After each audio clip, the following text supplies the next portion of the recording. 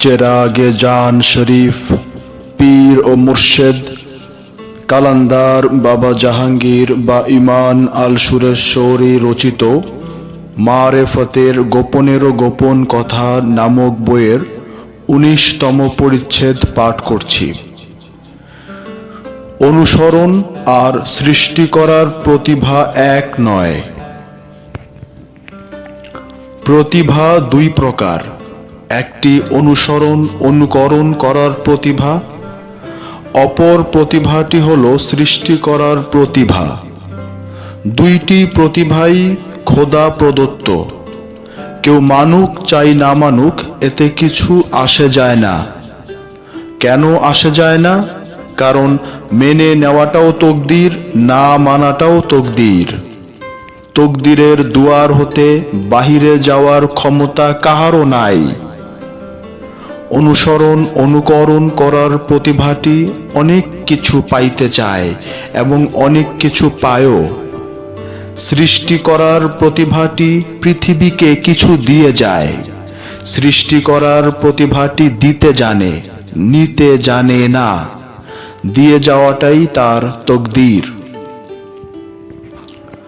ঠাকুর, Nazrul, Saiji Lalon, Panju Shah, Duddu Shah, Jalal Shah, Edison, Bernard Shaw, Jean Paul Sartre, Eliot, Hamsun, Newton, Niels Bohr এবং Einstein এরা সবাই সৃষ্টি করার প্রতিভা নিয়ে ধরাধামে আগমন করেছেন। এরা সবাই কিছু না কিছু দিয়ে গেছেন, কারণ দিয়ে যাবার প্রতিভা নিয়েই আল্লাহ তাদের সৃষ্টি করেছেন। নিয়ে যাবার প্রতিভার অনেকের নামই বলা যেত, বললে রাগ করবে, তাই চুপ করে রইলাম। যারা নেয় তাদের অভিমানটা বেশি থাকে, তারা চিল্লাচিল্লি করার মধ্যে ওস্তাদ।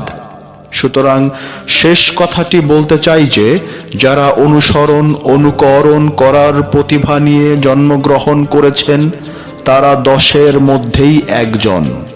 কিন্তু যারা সৃষ্টি করার প্রতিভা নিয়ে জন্মগ্রহণ করেছেন তারা কখনোই 10-এর মধ্যে একজন নন।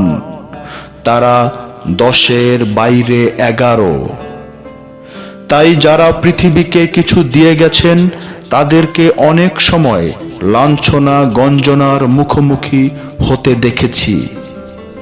মিলে গেলেই বাহবা পায়, সমাজ বাহবা দেয়। 10-এর বাহিরে যিনি 11, তিনি বাহবা না পেয়ে লাঞ্ছনা গঞ্জনার শিকার হয়ে পড়েন। এই অভিজ্ঞতার লীলা খেলাটি সবাইকে জানিয়ে দিয়ে গেলাম। চমৎকার বলাটাও তকদির, আবার বাজে কথা বলাটাও তকদির। 20তম পরিচ্ছেদ। ইয়া মুহাম্মদ, ইয়া মুহাম্মদ, ইয়া ইমামে কিবলাতাইনে, ইয়া শাহেন শাহে মিরাজ, ইয়া আসরারে জুল জালাল, ইয়া ফকরে আরব, ইয়া সরকারে দো আলম, ইয়া আবুল কাশেম। তুমি পরিপূর্ণতার একমাত্র ভাণ্ড। পরিপূর্ণতা তোমার ভাণ্ড হতে আগমন করে। পরিপূর্ণতার আরেক নাম কামালিয়াত। তুমি আউয়ালুনা মুহাম্মদ, তুমি প্রথম মুহাম্মদ। মাঝখানের মুহাম্মদও তুমি, গতির শেষ প্রান্তের নামটিও মুহাম্মদ। সর্বকালে সর্বভূতে পরিপূর্ণতা এনে দেয় তোমারই ভাণ্ড হতে। কামালিয়াতের পরিপূর্ণতা আসে তোমারই ভাণ্ড হতে। তোমারই পা হতে মাথা পর্যন্ত সবই জাত নূরে নূরময়। মাটির বিন্দুমাত্র কল্পনাও করা যায় না। তাই তুমি সেই মুহাম্মদ যার কোনো ছায়া নাই। তুমি সেই মুহাম্মদ। পাগলা উটও তোমাকে সেজদা করে। তুমি সেই মুহাম্মদ যিনি আল্লাহর রাজ্যে গমন করেন। কোন সৃষ্টি লা মুকামে প্রবেশ করতে পারে না। তুমি লা মুকামে অবস্থান করে অসাধারণ চমক তৈরি করে গেছো। ইয়া মুহাম্মদ, মৃত্যু নামক খেলাটি তুমি ঢং করে দেখিয়েছ। মৃত্যু তোমাকে স্পর্শ করতে পারে না। ইয়া মুহাম্মদ, অতীত, বর্তমান, ভবিষ্যৎ তোমারই মাঝে একাকার হয়ে মিশে আছে। ইয়া মুহাম্মদ, নূরময় চারিত্রিক বৈশিষ্ট্য নিয়েই তোমার আবির্ভাব।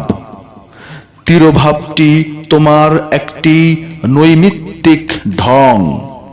তুমি ইয়া মুহাম্মদ, কেবল তুমি ওয়ামা ইয়ান্তিকু আনিল হাওয়ার জলজ্যান্ত প্রতিচ্ছবি।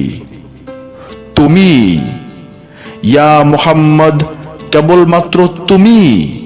दोनों ही का शक्ल एक है, किसको खुदा कहूं। या मुहम्मद, তুমি ফাকানা কাবা কাউসাইনে আও আদনা। ইয়া মুহাম্মদ, আল্লাহ পাক ও ফেরেশতারা তোমার নামের উপরে সালাত আদায় করে, তাই তো তুমি সাল্লু আলাইহি ওয়া আলিহি। আশিক সিদরাতুল মুনতাহায় অবস্থান করে তোমারই দর্শন পায়। ইয়া মুহাম্মদ, সৃষ্টির শেষ প্রান্তে আশিক দণ্ডায়মান হয়ে দেখতে পায় নূরময় মুহাম্মদকে। অনেক কথা হয়, কিন্তু লা মুকামে মাশুক মুহাম্মদের অবস্থানে হারিয়ে যায় সম্পূর্ণরূপে। তখন কেবলই আমি আর আমি। তখন কেবলই মুহাম্মদ আর মুহাম্মদ। সব রকম কথার অবসান এখানেই। এখানেই আর কথা থাকে না, থাকে কেবল একেরই দর্শন। ইয়া মুহাম্মদ। 21তম পরিচ্ছেদ, সত্য চিরদিন উলঙ্গ। আল্লাহ পাক কোরআনের সূরা ইব্রাহিমে বলেছেন যে এমন কোনো জাতি ও সম্প্রদায় নাই যেখানে সেই জাতি ও সম্প্রদায়ের নিজস্ব ভাষায় নবী রসুল পাঠান নাই। মিশরের জন্য মুসা কালিমুল্লাহ, বেথলেহেমের জন্য ঈসা মসিহ তথা যীশু খ্রিস্ট। এইভাবে আমরা দেখতে পাই রসুল পাঠানো হয়েছে। 2,24,000 নবী রসুলের মধ্যে আমরা 25 জন নবী রসুলের নাম জানতে পারি। আর সব নবী রাসূলেরা কোথায়, কখন আগমন হয়েছে ইহার উল্লেখ করা হয় নাই। অখণ্ড ভারতবর্ষে 5,500 বছর আগে যতগুলো মহাপুরুষের আগমন ঘটেছে তাদের মধ্যে ভগবান শ্রীকৃষ্ণের নাম উল্লেখযোগ্য। আমরা পবিত্র গীতা গ্রন্থে অর্জুনকে উপদেশ দেবার বাণীগুলো হতে অতি সামান্য কিছু অংশ তুলে ধরলাম। যা হয়েছে তা ভালোই হয়েছে, যা হচ্ছে তা ভালোই হচ্ছে, যা হবে তা ভালোই হবে। তোমার কি হারিয়েছে যে তুমি কাঁদছো? তুমি কি নিয়ে এসেছিলে যা তুমি হারিয়েছো? তুমি কি সৃষ্টি করেছো যা নষ্ট হয়ে গেছে? তুমি যা নিয়েছো এখান থেকেই নিয়েছো, যা দিয়েছো এখানেই দিয়েছো। তোমার আজ যা আছে কাল তা অন্য কারো ছিল, পরশু সেটা অন্য কারো হয়ে যাবে। পরিবর্তনই সংসারের নিয়ম। এই বাণীগুলো ভালো লাগাটাও তকদির, না লাগাটাও তকদির। তকদিরের দুয়ার পরিবর্তন হয় না। 22তম পরিচ্ছেদ, বইগুলো পড়তে অনুরোধ করছি। আমি শামীম আহমদ নগণ্য এক শিক্ষক ছিলাম। পাশ্চাত্য দর্শন পড়ে আমি সংশয়বাদী হয়ে পড়েছিলাম। ইসলামের ওপর মোল্লাদের রচিত বইগুলো পড়ে পছন্দ হয় নাই। সহসা এক বন্ধুর অনুরোধে আমার পীর বাবা কালান্দার বাবা জাহাঙ্গীর এর রচিত মারেফতের গোপন কথা বইটি পড়েছিলাম। ভালো লাগলো, তাই কয়েকবার পড়লাম। আগ্রহ বেড়ে গেল। এক এক করে বাবার রচিত প্রায় সবগুলো বই পড়লাম। অসাধারণ বিরোচন। চমকে উঠি বারবার, একই অসাধারণ লেখা। আমি নগণ্য অধম এক শিক্ষক বারবার অনুরোধ করতে চাই এই বলে যে আমার পীর বাবা কালান্দার বাবা জাহাঙ্গীরের বইগুলো পড়ে দেখুন আমার কথার সত্যতা আছে কি না। বইগুলো পাবার জন্য মোবাইল নম্বর 0111597780। 23তম পরিচ্ছেদ, সুফিবাদে রাজনীতি হারাম। ফকিরির তথা সুফিবাদের আসল উদ্দেশ্য ও লক্ষ্য হারিয়ে ফেললেই উদ্দেশ্যবিহীন দর্শনটি সামনে এসে দাঁড়ায়। তখনই সিদ্ধান্তহীনতায় ভুগতে হয়। সুফিবাদ এক বিষয় আর রাজনীতি অন্য বিষয়। সুফিবাদ ও রাজনীতি একসঙ্গে চলে না। জোর করে চালিয়ে নিতে গেলেই বিভ্রান্তির মরীচিকায় পড়তে হয়। সত্যি বলতে কি, সুফিবাদের মধ্যে রাজনীতি নাই। সুফিবাদের আঙ্গিনায় রাজনীতি হারাম, হারাম, হারাম। কেউ যখন সুফিবাদের আসল উদ্দেশ্য ও লক্ষ্যটি হারিয়ে ফেলে তখন যে সুফিবাদ রাখে আবার রাজনীতিরও মধ্যেও প্রবেশ করে। ইহার আত্মবিরোধী জগাখিচুড়ি দর্শন। বাবা শাহজালাল, সুলতান বলখিয়া, খান জাহান আলী, ইব্রাহিম আধাম বলখি, খাজা গরিবে নওয়াজ, এভাবে অনেকেই দুনিয়ার মোড়লগিরি ফেলে দিয়ে নির্ভেজাল সুফিবাদের মধ্যে ডুবে গেছেন। আশা করি উলঙ্গ সত্যটির মুখোমুখি হতে চেষ্টা করবেন, অন্যথায় বিভ্রান্তির জটাজালে নিজেকে জড়িয়ে ফেলতে হয়। 24তম পরিচ্ছেদ, আমির অভ্যন্তরে দ্বান্দ্বিক দর্শন। বাহিরে আমি ও তুমি, বাহিরে দুইজন। দেয়ালের বাহিরে আমরা তোমরা বহুজন। আমি তুমি আমরা তোমরা থাকলেই অনেক কথা, অনেক রকম দৃষ্টিভঙ্গির দর্শন দেখতে পাই। এ সব কিছুই তো প্রাচীরের বাহিরে। প্রাচীরের ভেতরে তুমি তোমরা নাই, থাকে কেবলই আমি আর আমি। দ্বান্দ্বিক দর্শনের বিলুপ্ত ঘটে এখানেই। দ্বান্দ্বিক দর্শনের অবস্থানে অনেক রকম মতাদর্শের অস্তিত্ব। প্রাচীরের ভেতরে কেবলই আমি আর আমি, তুমি তোমার অস্তিত্ব নাই। সুতরাং হাসি কান্নার বিলাপ বেদনার কলহ নাই। আমি আমি লা মোকামে অবস্থান করে। আমি লাহুত মোকামে দেখতে পাই। আমি ও আমার একমাত্র অবস্থানটি তৌহিদে দেখতে পাই। তৌহিদের মাঝে দুই বা বহুর অবস্থান থাকে না। লা মোকামে লাহুতে ও তৌহিদে কেবলমাত্র আমি আর আমি। এই তৌহিদে ধাপ থাকে না, বিভিন্নতা দেখতে হয় না। বিভিন্নতার যেখানে সমাধি সেখানেই একের প্রকাশ। এক বিনে দুই বা বহু নাই। দৃষ্টি বিভ্রমে দুই বা বহু দেখা হয়। বিভ্রমের মায়া কেটে গেলেই একের দর্শন হয়। এই একের মাঝেই অবস্থান করতে গিয়ে বলে ফেলেন আনাল হক, তথা আমি একমাত্র সত্য। বলে ফেলেন লাইসা ফি জুব্বাতি সিওয়া আল্লাহ তাআলা, তথা এই জুব্বার ভেতরে আল্লাহ ছাড়া কিছুই নাই।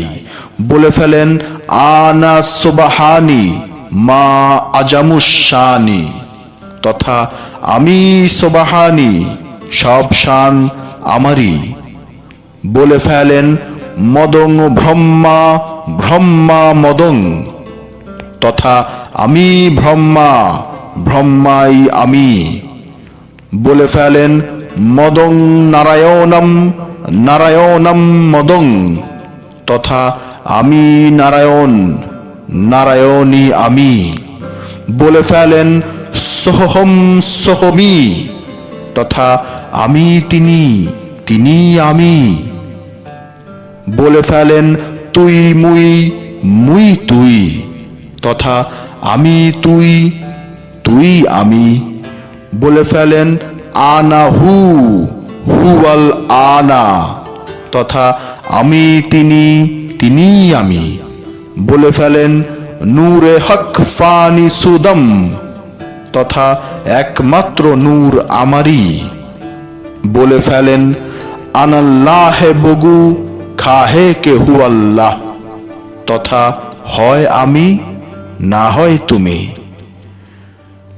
সুতরাং তৌহিদের দেশে দুই নাই, তুমি নাই তোমরা নাই, তাহারা নাই। থাকে কেবল আমি আমি, থাকে কেবল আমারই বিকাশ ধারার রূপ আর ঢঙের মিশ্রিত আমরা। 25তম পরিচ্ছেদ। ভুল মনেই অবস্থান করে। ভুল, মিথ্যা এবং মায়া মনটিকে শিরকের আবর্জনায় কলুষিত করে। এই শিরকের আবর্জনার সামান্যতম অণু পরমাণুটিও সৃষ্টিতে নাই এবং থাকার বিধান রাখা হয়নি। এজন্যই মনের অজান্তে আহাদ ও ওয়াহেদের পার্থক্যটি বুঝতে না পেরে এক করে ফেলি এবং একই রকম অনুবাদ করি। তাই মানুষের মনের আমিত্বটি কোরবানি করতে পারলেই এই ভুল বোঝার অবসান হয়। আহাদ অদ্বিতীয় অখণ্ড সত্তা বলেই কুফু বা মেশাল দেবার কিছুই নাই। মেশাল থাকলে তো কুফু করতে চাইবে, কিন্তু অনস্তিত্ব কেমন করে কুফু করে? কারণ অনস্তিত্ব সৃষ্টিতে অবস্থান করে না, এটা মনের একটি মায়াবী ধারণা। যে ধারণার মেশাল তথা কুফু নাই, সেটা কেবল শব্দ ও মনেই অবস্থান করে। তাই জগৎ সমূহের রবেরই প্রশংসাটি একমাত্র প্রশংসায় পরিণত হয়। প্রতিষ্ঠিত প্রশংসা বলা ও লেখাটা মারাত্মক ভুল। শুনলে ভালোই লাগে, কিন্তু ভুল শিক্ষার পথ খোলা করে দেওয়া হয়। কারণ অখণ্ড অস্তিত্ব ছাড়া যে আর কিছুই নাই, নাই এর প্রশংসা করা যায় না, আছে এর প্রশংসা করা যায়। নাই এর প্রশংসা একমাত্র মন করতে পারে, কারণ মনই কেবল আজব আজব কল্পনা করতে পারে। মন জানে নাই, তবু অকারণে নাই এর প্রশংসা করে। মন জানে নাই এর প্রশংসা করাটাই একটি আত্মবিরোধ, একটি ডাহা গরমিল, একটি প্রচ্ছন্ন ছলনা। তবু এই ছলনার মাঝে অকারণেই ডুবে থাকতে ভালোবাসে। নাস্তিক্যবাদ বলে কিছুই নাই, তবু মন বকবক করে নাস্তিক্যবাদের কথা বলবে, নাস্তিক্যবাদের যুক্তিতর্ক খাড়া করবে, নাস্তিক্যবাদের গান গাইবে, নাস্তিক্যবাদের ফ্যাশনে গা ভাসিয়ে দিয়ে অহংকার করবে, নাস্তিক্যবাদকে জ্ঞান মাপার কাল্পনিক যন্ত্র মনে করবে। সে হয়তো জানে নাস্তিক্যবাদ বলে কিছুই নাই, তবু মন মায়ার খপ্পরে পড়ে বক বক করতেই থাকবে।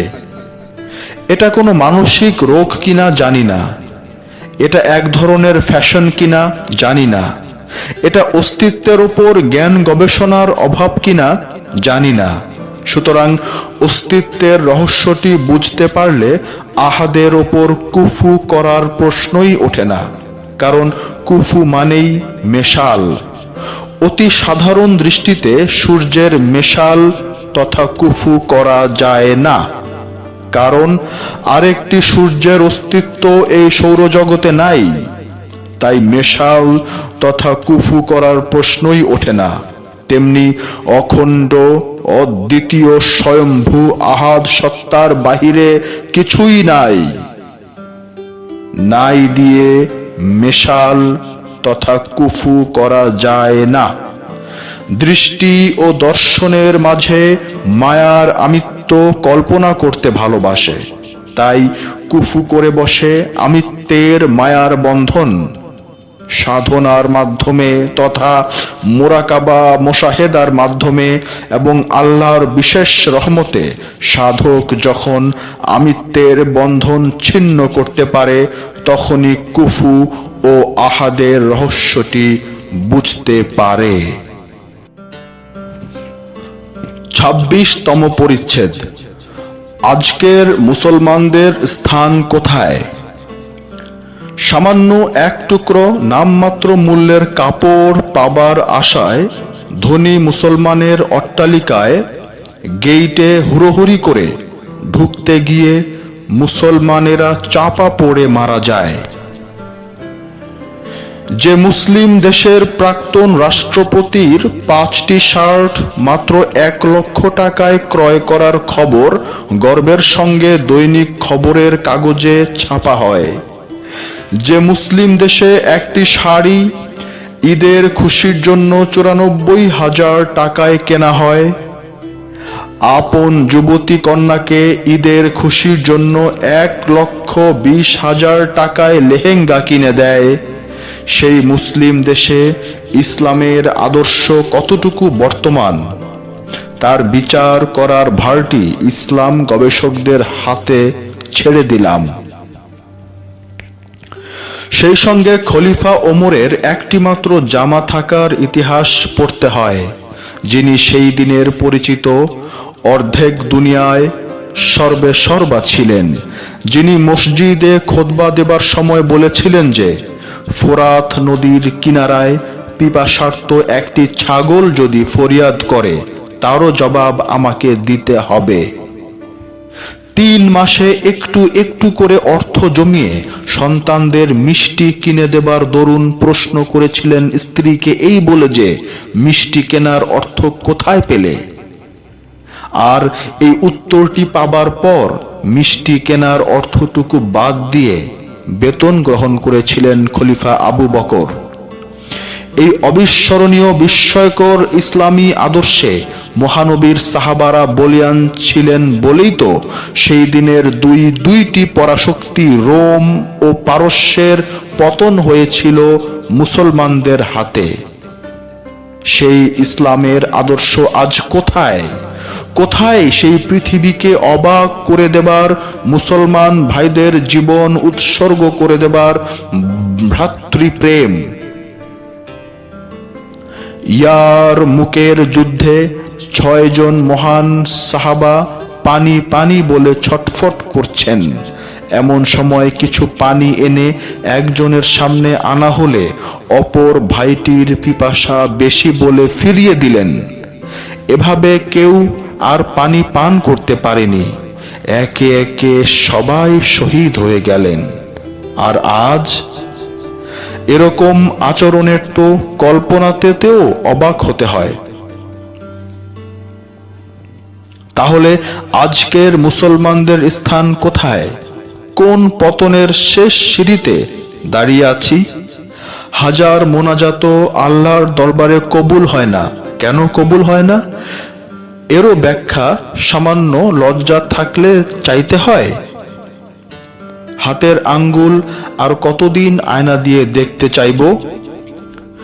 ইসলামে ব্যক্তি মালিকানা নাই, ব্যক্তি মালিকানার দলিল যারা কোরআন হতে তুলে ধরেন তারা মন গড়া কথা বলেন। আছে ব্যক্তির আমানতে সম্পত্তির সংরক্ষণ। এই আমানত খেয়ানতের কি শাস্তি তাও বলা হয়েছে। এই আমানত মানুষের হকের আমানত। মানুষ ক্ষমা না করলে আল্লাহ ক্ষমা করার বিধান রাখেননি। কি ভয়ঙ্কর কথা! এই অঙ্কের হিসাবে আটকা পড়ে যাবে অনেকে।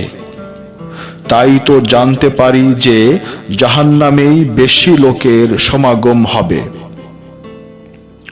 দুনিয়ার প্রতি এত বেশি মোহমায়ায় আমরা অন্ধ হয়ে গেছি যে মনেই হয় না একদিন মারা যাব। একদিন পাই পাই করে আল্লাহ হিসাব নেবেন এ কথাটুকু আমরা ভুলে যাই। মোহমায়া ঢেকে দেয় বিবেকের সবকটি জানালা। যেমন ঘন মেঘ ঢেকে দেয় দুপুরের জ্বলন্ত সূর্য। মোহমায়া আর ঘন মেঘ তো সাময়িক, তারপর আবারও বলতে হবে। জবাবে শিকওয়াতে আল্লামা ইকবাল তাই তো দুঃখ করে লিখেছিলেন, কোথায় সালমান ফার্সি ওয়াইজ করণী আর হাবশি বেলাল? নূরময় তুর পাহাড় পড়ে আছে, কিন্তু মুসা কোথায়? আমি ভালো করেই জানি যে কিছুক্ষণ আমার কথাগুলো ভাব আবেগে আচ্ছন্ন করবে, তারপর যেমনকার চলা তেমনই চলবে। আল্লামা ইকবালের ভাষায়, কোথায় সেই মুসলমান আছে আমাকে দেখাও যেখানে আমার রহমত বর্ষণ করব। আল্লামা ইকবালের ভাষায়, আল্লাহ এক, নবী এক, কোরআন এক, কাবা এক। তবে কেন এত ফেরকাবাজি আর নিজেদের মধ্যে হানাহানি? বলো ইকবালকে, কোথায় আমার আল্লাহর রহমত বর্ষণ করব? অধম লেখকের উত্তরটি জানা নাই, তাই সংবাদ পরিবেশন করার মতো চিত্রটি সামান্য তুলে ধরলাম। ২৭তম পরিচ্ছেদ, পাপের শেষ পরিণাম। হারাম ধন সম্পদের মালিকেরা কোনোদিন কোনো কালেই মনের শান্তিটি পায়নি, কারণ অদৃশ্য অভিশাপ আষ্টে পৃষ্ঠে বেঁধে ফেলে। তাই এরকম ধনীদের বুকে সবসময় একটা হাহাকার লেগেই থাকে। বাহির থেকে বুঝবার উপায় থাকে না, মনে হবে কত সুখে আছে, অথচ তলা হাতিয়ে দেখতে পারলে দেখা যাবে হা হুতাশের বোবা যাতনা। মীর জাফরের দুটো হাতে কুষ্ঠরোগ হয়েছিল। মোহাম্মদী বেগ পাগল হয়ে পেট হতে নির্গত ময়লা সমস্ত শরীরে মাখতে পছন্দ করত, পরে কূপে ঝাঁপ দিয়ে আত্মহত্যা করেছে। জগৎ শেঠ কুকুরের মতো মৃত্যুবরণ করেছে, লাশ গঙ্গার জলে ভেসেছে, কোনো সৎকার করা হয়নি, অথচ জীবনভর টাকা টাকা করে গেছে। ১৩৫০ বাংলা সালে তথা ১৯৪২ সালের দুর্ভিক্ষটি ছিল একদম কৃত্রিম তথা বানানো দুর্ভিক্ষ। সেদিনের বাংলার গভর্নর ছিল ইংরেজ, নাম স্যার জন হারবার্ট। ধনের নেশা ছিল প্রচণ্ড, সে ধন ছাড়া কিছুই চিনত না, বলতো ধনের মতো প্রিয় আর কোনো কিছু নয়। বড় বড় মারোয়াড়িদের যোগ সাজসে এই বানানো দুর্ভিক্ষ। মারা গেল বৃহত্তম বাংলার ৫০ লক্ষ মানুষ। তারপর স্যার জন হারবার্ট হাতে নাতে ধরা পড়ল। ব্রিটিশ ভাইসরয়ের উপদেষ্টা জওলা প্রসাদ শ্রীবাস্তব সব রকম দুর্ভিক্ষ বানানোর নীল নকশাগুলো তুলে ধরার পর স্যার জন হারবার্ট জন্মভূমি বিলাতে না গিয়ে কলকাতাতেই আত্মহত্যা করল গলায় দড়ি দিয়ে। লাশের বিকট চেহারা দেখে অনেকে ভয় পেয়েছিল। জিহ্বা অনেকখানি বেরিয়ে গেছে, চোখ দুটো বেরিয়ে পড়ার মতো চেয়ে আছে। তখনকার প্রধানমন্ত্রী খাজা নাজিমুদ্দিন বলতেন, অত বিভৎস বিকট চেহারা মরার পর হতে পারে সেটা আমার জানা ছিল না। শেরে বাংলা ফজলুল হকের লাশ দেখার কথা ছিল, কিন্তু তিনি যাননি, কারণ প্রোগ্রেসিভ কোয়ালিশন সরকারকে বরখাস্ত করেছিল এই পাপিষ্ট শয়তান হারবার্ট। 28তম পরিচ্ছেদ। সকল ধর্মের মহাপুরুষরাই এলমে গায়েব জানতেন। আমাদের মাঝে কিছু ধর্ম বিষয়ের পণ্ডিত গদগদ হয়ে বলেন যে অন্য ধর্মের মহাপুরুষেরা তাদের ধর্মীয় গ্রন্থে মহানবীর আগমনের সুসংবাদ দিয়ে গেছেন। এই প্রমাণটিকে জলজ্যান্ত সত্যরূপে দাঁড় করানো হয় দলিল দিয়ে। কয়েক হাজার বছর আগে বেদ, উপনিষদ, পুরাণ এবং মুনি ঋষিদের বাণীগুলোকে দলিল রূপে দাঁড় করানোর জন্য হুবহু তুলে ধরতে দেখা যায়। তাছাড়া ভগবান কৃষ্ণ, জয়ব মুনি, এমনকি গৌতম বুদ্ধের কথাগুলোকে বাণী রূপে তুলে ধরেন। এতে কি প্রমাণিত হয়? বিজ্ঞানী নিউটনের ক্রিয়া এবং উল্টা প্রতিক্রিয়া নামক সূত্রটি মনে পড়ে। এরা কাজটাকে তুলে ধরেন, কিন্তু উল্টা কাজটার কথাই ভুলে যান। মহানবীর আগমনের সুসংবাদটি তুলে ধরার আগে এটুকু চিন্তা করে না যে যিনি বা যারা এরকম কথা বলতে পারেন তারাও মহাপুরুষ, তারাও এলমে গায়েব জানতেন। তা না হলে কেমন করে মহানবীর আগমনের কথাটি বলতে পারলেন? জয়ব মুনির তো মহানবীর বাবার নাম, কোন যুদ্ধে দাঁত শহীদ হবে, কপাল বেয়ে রক্ত গড়াবে ইত্যাদি বর্ণনাগুলো পড়লে চমকে যেতে হয়। অবশ্য প্রাচীন সংস্কৃত ভাষায় বর্ণনাটি পাওয়া যায়। এখন প্রশ্ন হলো যে যেসব মহাপুরুষ এরকম কথা বলে গেছেন তারা এলমে গায়েব জানতেন। যারা এলমে গায়েব জানেন তারা হয় নবী রসুল, নয়তো আল্লাহর অলি। কোরআনের সূরা ইব্রাহিমে তো বলেই দেওয়া হয়েছে, প্রত্যেক জাতি এবং সম্প্রদায়ের নিকট সেই জাতি এবং সম্প্রদায়ের নিজস্ব ভাষায় রসুল পাঠানো হয়েছে আল্লাহর নিদর্শনগুলো বর্ণনা করার জন্য। অথচ এরা মহাপুরুষদের বাণীগুলোকে দলিল রূপে একদিকে গ্রহণ করেন, আবার ঠিক অন্যদিকে মহাপুরুষদের ফেলে দেন। কাঁধের ওপর বাপ দাদার পাওয়া সাইনবোর্ডটি সাংঘাতিক শক্তিশালী। পারমাণবিক বোমার শক্তি এই কাঁধের সাইনবোর্ডের সামনে পটকা ফুটানোর মতো। কেবল শব্দই তুলতে পারে, কিন্তু বাপ দাদার দেওয়া সাইনবোর্ডে আঁচড়ও লাগে না। এটা কেবল আমাদের বেলায়ও যেমন খাটে না, তেমনি যারা সুসংবাদটি দিয়ে গেলেন তাদের অনুসারীদের বেলায়ও খাটে না। বাপ দাদা হতে পাওয়া কাঁধের সাইনবোর্ডটি ফেলে দেওয়া বড়ই কষ্টকর। মৃত্যুর পরও যে সাইনবোর্ডটি থেকে যায় তা দেখতে পাই গোরস্থান, সিমেট্রিক ক্রুশ আর শ্মশানে। মাওলানা জালালউদ্দিন রুমির পীর বাবা শামসে তাবরিজ উলঙ্গ সুফিবাদের উলঙ্গ রচনা দেওয়ানে শামসে তাবরিজে এরকম রহস্যময় কথা বলে গেছেন। হায় আফসোস আমাদের পোড়া কপাল, আজও এই দেওয়ানটি বাংলায় কেউ অনুবাদ করেননি। কারণ সবটুকু অনুবাদ করতে গেলে কয়েক খণ্ডের বিরাট আকার ধারণ করবে। অনুবাদ করলেও এত টাকা খরচ করে ছাপাবে কারা? এবং ছাপানো হলেও কিনে নেবেই বা কারা? আর সুফিবাদের এমন প্রেমিক কমই আছে যারা কিছু ত্যাগ করতে এগিয়ে আসবে। কিন্তু সুফিবাদটি তুলে ধরার জন্য সামান্য একটু এগিয়ে এলেই অন্ধ চোখগুলো যে কিছুটা খুলে যাবার রাস্তা তৈরি করে রাখা হবে। এতে সবাই সুফিবাদের রাস্তা দিয়ে হেঁটে না গেলেও কিছু লোক তো অবশ্যই হাঁটতে চাইবে, আর এখানেই তো সার্থকতা।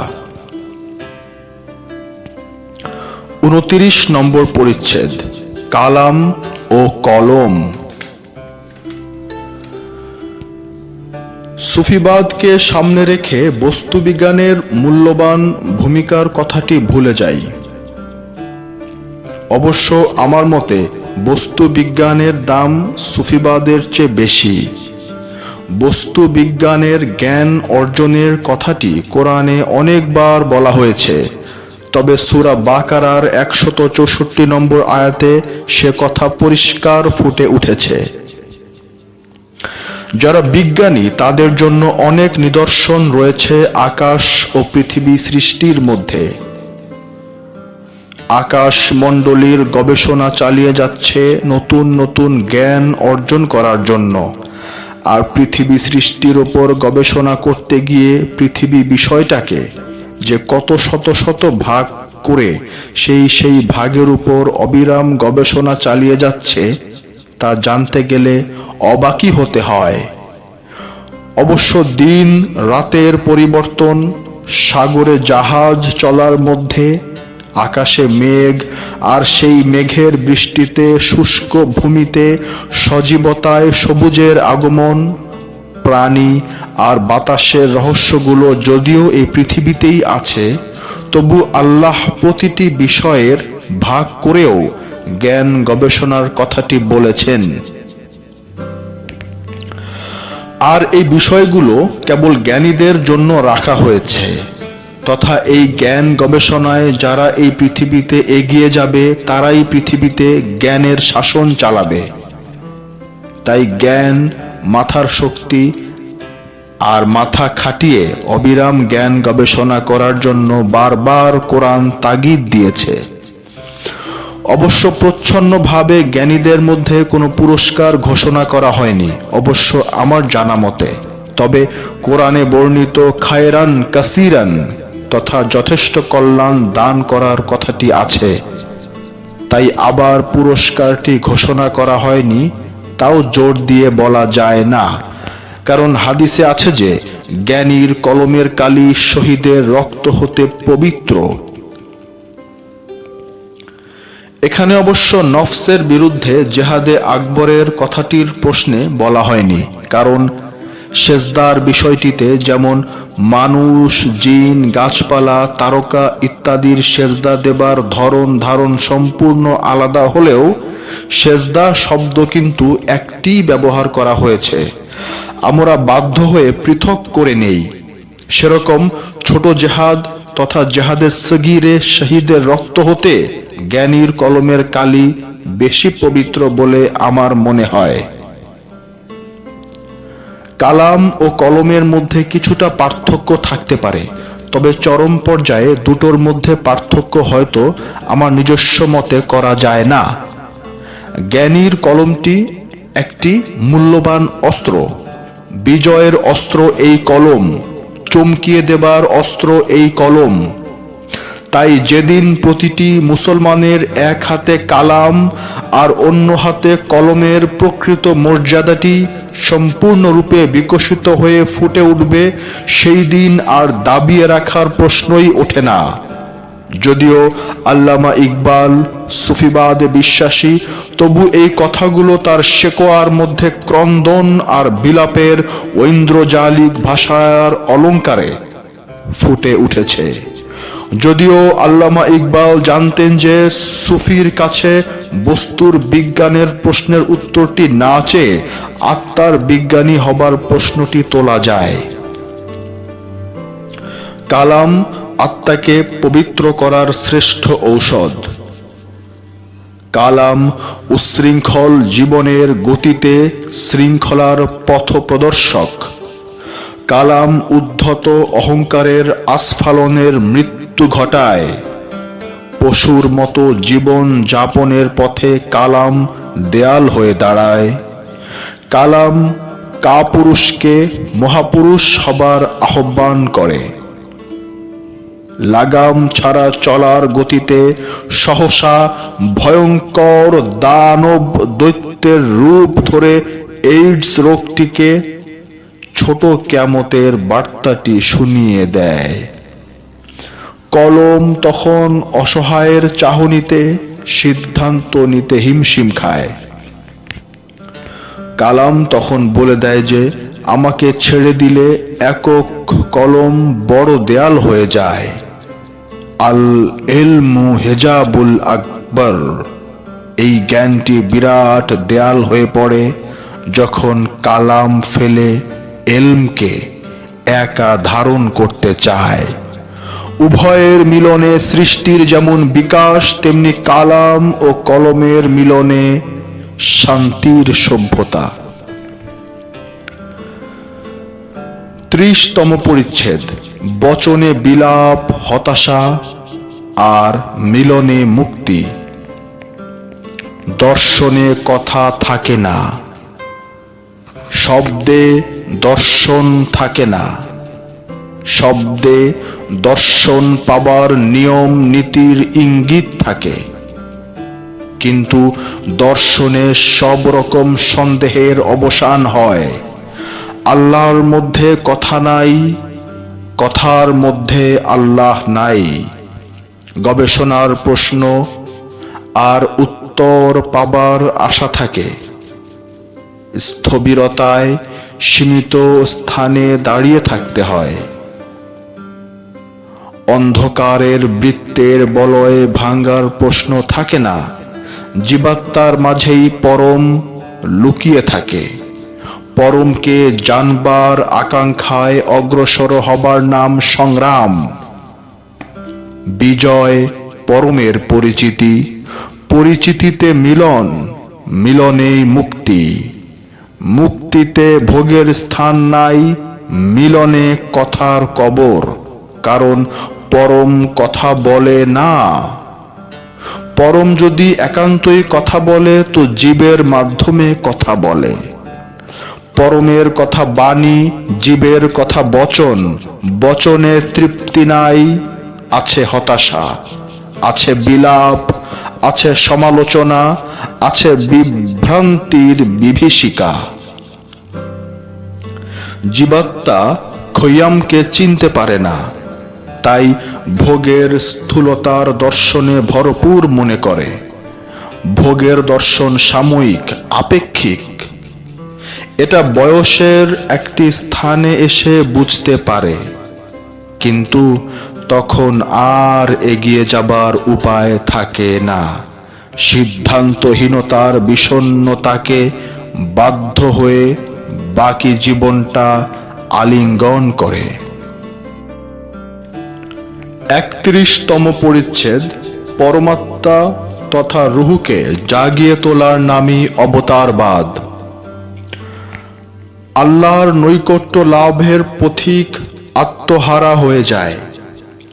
তখন সেই পথিকের কথা বলার জিহ্বা ও কণ্ঠ আল্লাহর হয়ে যায়।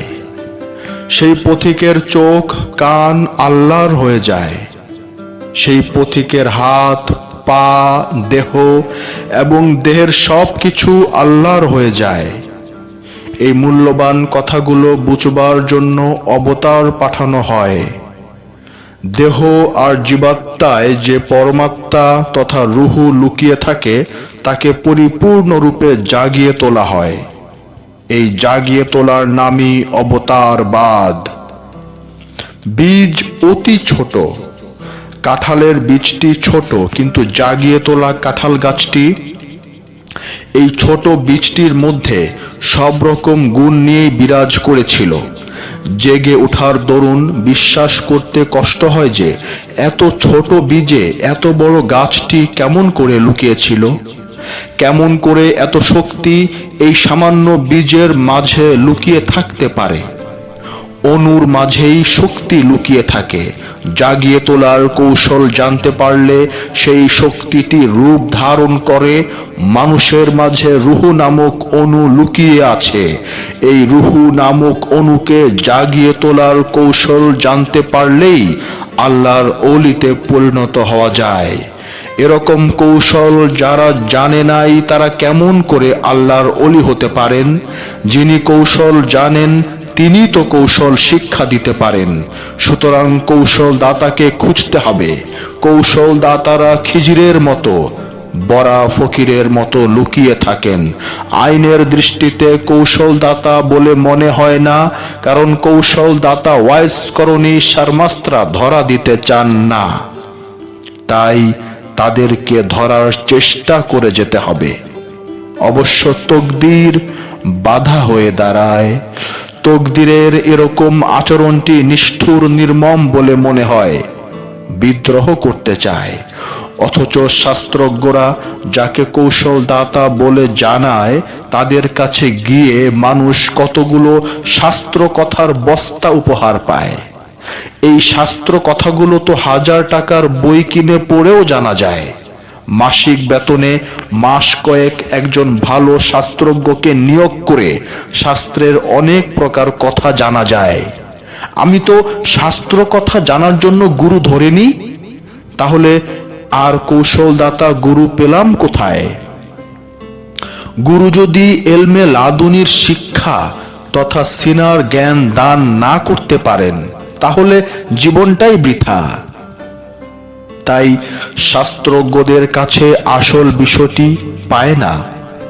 যে বিষয়টি জানবার জন্য এসেছিলে সেটা ভুলিয়ে দিয়ে কতগুলো সুন্দর সুন্দর ভোগের উপহার পাবার আশা দেয়। তাও আবার এখন পাওয়া যাবে না, নগদ নয়, বাকি, মরে গেলে পাবে। কেউ বুঝতে পারে বাকির নাম ফাঁকি, আবার কেউ বাকিতে পাবার আশায় কেনা বেচা শুরু করে দেয়। পরে বোঝে বাকির নাম ফাঁকি, আর সেই বোঝাটা তার তকদির। এই তকদির ভেঙে ফেলার উপায় আছে কিনা আমার জানা নাই, তবে আল্লামা ইকবাল বলেছেন যে পূর্ণ অবয়বটি তার অধীন হয়ে যায়। সাহাবা আবু সাইদ খুদরির বাবা হযরত মালিক ইবনে সিনান যখন উহুদের যুদ্ধে মহানবীর আঘাত পাওয়া পবিত্র দেহ মুবারক হতে রক্ত মুবারক বের হচ্ছিল, তখন মুখ লাগিয়ে চুষে খেয়ে ফেললেন। এ দৃশ্য দেখে মহানবী বললেন, আমার রক্ত যার রক্তের সাথে মিশেছে তাকে জাহান্নাম স্পর্শ করবে না। এই বিষয়টি নিয়ে বিস্তারিত লেখা যায় এবং অনেক গোপন রহস্যপূর্ণ কথা প্রকাশ হয়ে যায়, তাই না লেখাই ভালো। এই রহস্যপূর্ণ কথাগুলো বুঝে নিতে হয়, তবে অনেকে বোঝে আবার অনেকেই বোঝে না। 32 নম্বর পরিচ্ছেদ, হযরত আমির খসরুর মহামূল্যবান উপদেশটি। মাহবুবে এলাহি নিজামুদ্দিন আউলিয়ার প্রধান মুরিদ ও খলিফা, বিশ্ববিখ্যাত 2500 সুরের স্রষ্টা হযরত আমির খসরু বলেছেন, আজাজিল কোনদিন কোনো কালেও আদম পূজা করে নাই, করে না, করবেও না। ইহাই আজাজিলের তাকদীর। কোরআন বলছে, সুন্নাতাল্লাহি লা তাবদীলা, তথা আল্লাহর আইন কখনো বদল হয় না। আমরা দেখতে পাই প্রতিটি মানুষের মধ্যে আজাজিলের অবস্থানটি। আজাজিল পরাজিত হলে মানুষ আদম পূজার রহস্যটি বুঝতে পারে। মানুষ আর আদম এক বিষয় নহে। মহানবী বলেছেন, খালাকাল্লাহু আদামা আলা সূরতিহি, তথা আদমকে আল্লাহর সূরতে তৈরি করা হয়েছে। বলা হয়নি আলা ইনসানা সূরতিহি, তথা মানুষের সূরতে তৈরি করা হয়েছে। মানুষ এবং আদমের মধ্যে রহস্যময় একটি পার্থক্য আছে। মানুষ তার নফসের ভেতরে রুহুকে জাগ্রত করতে পারে নাই। রুহু মানুষের নফসের মধ্যে বীজ রূপে অবস্থান করছে। এই মানুষের ভেতরে থাকা বীজরূপী রুহুটিকে ধ্যান সাধনার মাধ্যমে আদমের সহায়তায় জাগ্রত করতে পারলেই মানুষ আদম সূরত ধারণ করে তথা পরিপূর্ণতা আসে তথা কামেলিয়াত হাসিল হয়। মানুষ আদম সূরত হাসিল না করা পর্যন্ত পরিপূর্ণতা আসে না। তাই আদম সূরত মোরাকাবা মুশাহেদার মাধ্যমে অর্জন করতে পারলেই কামেলিয়াত অর্জন করা যায়। ইহাই এক মোমবাতি হতে অনেক মোমবাতি জ্বালাবার প্রক্রিয়া। এই প্রক্রিয়াটি যাদের জানা নাই অথবা জানবার আগ্রহ নাই তাদেরকেও দোষারোপ করা যায় না, কারণ বিবর্তনবাদের হরেক রকম ধাপ আছে। এক এক রকম ধাপ এক এক ধাপে অবস্থান করে, সুতরাং ভিন্নতা থাকবেই। অবশ্য এই ভিন্নতাই শাখা প্রশাখা তৈরি করে। ইহারই নাম তকদিরে মুবরাম, তথা যে তকদির কখনো বদলায় না। সুতরাং মানুষ যতদিন আদম পূজা করতে না পারবে সেই পর্যন্ত আদমের রহস্য বুঝে নেওয়াটা অসম্ভব। আমরা জানতে পারি আমির খসরুর পুরাতন ফার্সি ভাষায় তারই মূল দর্শনটি, বুধ परस्ती मेरी जिंदगी है, बुद्ध परस्ती मेरी बंदेगी है, और बुद्ध परस्ती मेरी दिलदारी भी है। तथा पीर पूजाई আমার জীবন, পীর পূজাই আমার বন্দেগী, পীর পূজাতেই নিজেকে উৎসর্গ করাই আমার উদ্দেশ্য। আমির খসরু আরো বলেছেন, কফিরে ইশক হু मैं, বান্দা ইসলাম না হু, তথা আমি প্রেমের কাফের, আমি ইসলামের বান্দা নই। ৩৩ নম্বর পরিচ্ছেদ, বিন্দুর মাঝেই বৃত্ত লুকিয়ে থাকে। অতি দুঃখে ও ভারাক্রান্ত মনে বলতে বাধ্য হচ্ছি যে আজকাল পীর ফকিরদের দরবার হতে হেরা গুহার নির্জন সাধনার অনুসরণে মোরাকাবা মুশাহেদার অনুশীলনটি দেবার সর্বপ্রথম এবং প্রধান কর্তব্যটি প্রায় এড়িয়ে যাওয়া হয়। অবশ্য সবার কথা বলছি না। সুফিবাদের মূল বিষয়টি হলো আত্মপরিচয়, এবং এটা জানতে হলে নির্জনে মোরাকাবায় বসা অবশ্য কর্তব্য। কারণ জগতে এমন কোনো অলি পাওয়া যায় না যিনি মোরাকাবায় বসেননি। বছরের পর বছর একটানা মোরাকাবার সাধনা করে গেছেন জগতের বড় বড় অলিরা। খাজা বাবা, কুতুবউদ্দিন কাকি, শেখ ফরিদ, আলাউদ্দিন কালিয়ার সাবেরি, কালান্দার, নিজামুদ্দিন, খসরু, নাসিরউদ্দিন, শরফুদ্দিন ইয়াহিয়া মুনিরি, গেসু দেরাজ, শর্মাস্ত, হাল্লাজ, রুমি, জামি, আক্তার, হাফেজ, জুনায়েদ, মনসুর, মারুফ, বায়জিদ, খেরকানি, গজ্জালি, নাজিমুদ্দিন, ফরমাদি, দাতা, শাহবাজ, রেফাই, আরাবি, সররি, হাতেম, সহল, বিসমিল, বেদম, ওয়ারিস, हैरत, मैमानी, किरमानवाला, अब्दुल्लाह हुसैनी, बाकी बिल्लाह, আমকাংখানি, দরবেশ বন্ধু, মমসাদ, কুলাল, সাম্বাসি, শাহজালাল, শাহপরান, শাহ আলী, খান জাহান আলী, সানাল, ভান্ডারী, দায়েম শাহ, আমানত শাহ, মহসিন, গরিবুল্লাহ, মখদুম, সুলতান বলখিয়া, শাহ জামাল এবং সুরেশ্বরী, এরা সবাই কম করেও হলেও কয়েক বছর একটানা মোরাকাবা ধ্যান সাধনা করে কামেল হয়েছেন। এই মহান অলিরা মিশকাত শরীফ আর তফসিরে হোসাইনি দেখিয়ে তাবলিগ করে মুসলমান করে যাননি, আধ্যাত্মিক শক্তি অর্জন করেই মুসলমান বানিয়ে গেছেন। আজকাল মুসলমানদের দ্বীনের দাওয়াত দিতে দেখি এবং এই দাওয়াতকে তাবলীগ বলি, কিন্তু আসলে এটা ইসলাহ তথা সংশোধন করা তথা জ্ঞান দান করা।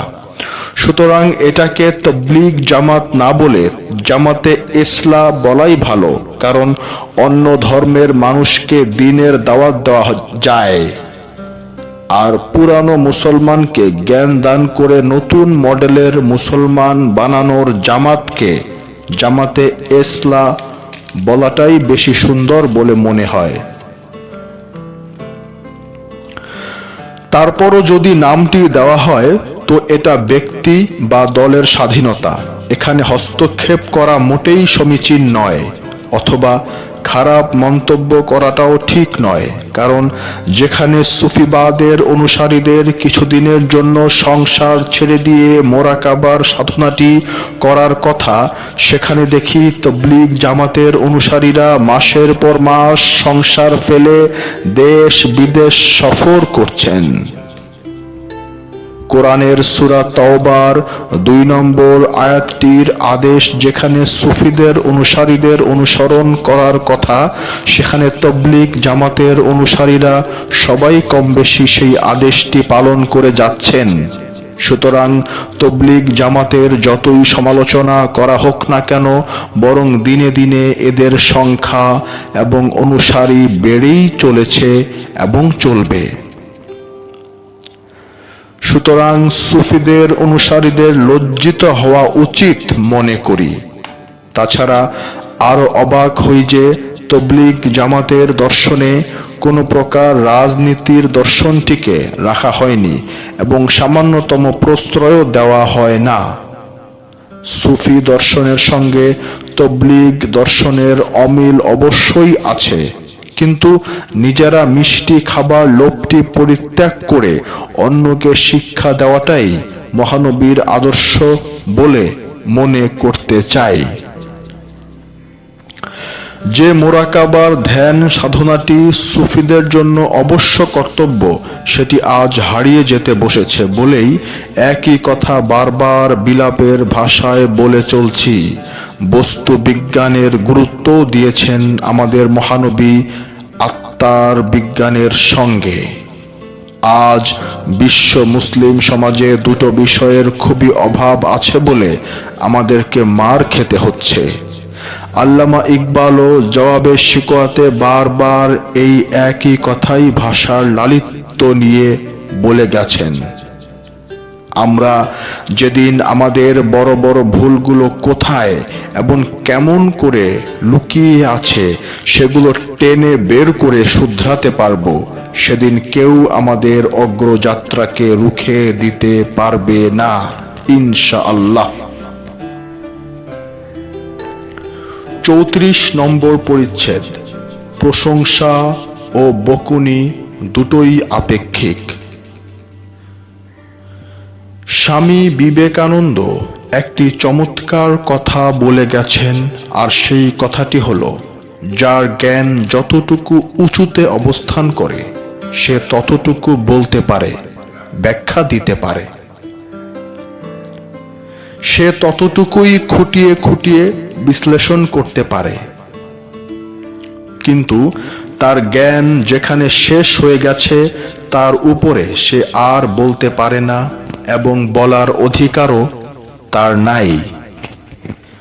ইহাই প্রতিটি মানুষের নিয়তি, তকদির তথা ভাগ্য।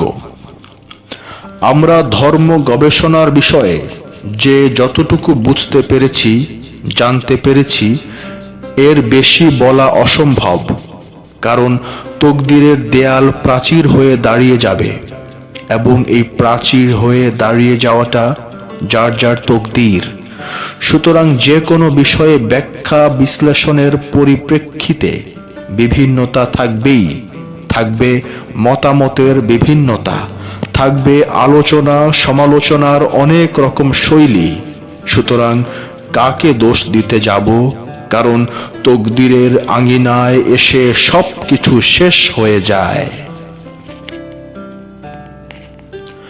ধর্মের বিষয়ে অনেক বেশি উঁচু নিচু ধাপ পাওয়া যায়। যারা হাঁটি হাঁটি পায়ে জ্ঞানী, তারা যখন বেশি লাফালাফি শুরু করে দেয়, তখন বিরাট জ্ঞানীরা বোবার মতো ফ্যাল ফ্যাল করে চেয়ে দেখে, আর দেখতে হয়, এবং দেখাটাই তকদির। প্রয়োগ পদ্ধতি যুগ ও কালের পরিপ্রেক্ষিতে বদলাতে পারে, কিন্তু নীতি কখনো বদলায় না। নীতি কখনো বিষ, আবার কখনো অমৃত হতে পারে না। তাই পবিত্র কোরআন শরীফ ঘোষণা করছে, আল্লাহর আইন কখনো বদলায় না, তথা সুন্নাতাল্লাহি লা তাবদীলা।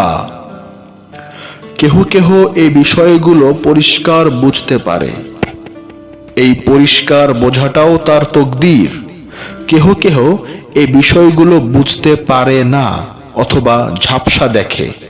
এই ঝাপসা দেখা বা না বোঝাটাও তাদের তকদির। সুতরাং প্রশংসাও আপেক্ষিক, আবার গালিগালাজ করাটাও আপেক্ষিক। আমরা এই আপেক্ষিকতার বলয়ে ভাসমান বলেই দৃষ্টিভঙ্গির পরিবর্তন ও পরিবর্ধন হতে বাধ্য। কারণ সব রকম লীলা খেলার মাঝেই আল্লাহ রব্বুল আলামিন জুল জালাল রূপটি ধারণ করে ছুটে চলেছেন অবিরাম গতিতে। ৩৫ নম্বর পরিচ্ছেদ। ত্যাগের আনন্দ হৃদয়কে মহীয়ান করে তোলে, ভোগ নয়। আরবি জানা পণ্ডিতেরা স্বর্গের লোভ আর নরকের ভয় দেখিয়ে অনেক রকম কথা এতকাল শুনিয়ে এসেছে। অধম লেখক এরকম কিছু পাবার লোভ দেখাতে চাই না, চাই কিছু একটা আপন ইচ্ছায় চুপ করে হারিয়ে কুরবানি করার ইচ্ছা দিতে। ভোগে আনন্দ আছে বটে, কিন্তু ত্যাগের আনন্দ হৃদয়কে বিরাট করে তোলে, মহীয়ান করে তোলে আপন মন ও বিবেকটিকে।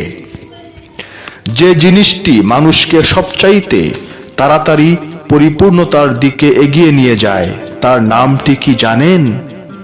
তার নাম ত্যাগ।